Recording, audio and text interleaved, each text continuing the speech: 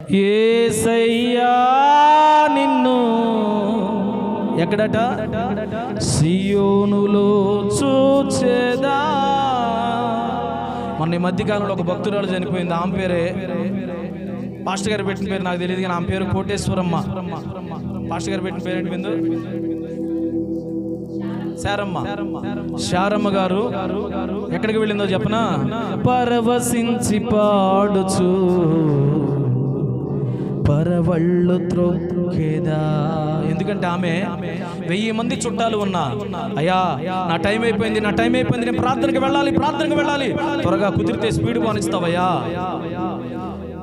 మనం చుట్టాలు 2 వస్తేనే 2-3 వస్తేనే ఆ రోజు చర్చి ఎగ్గొడతామే.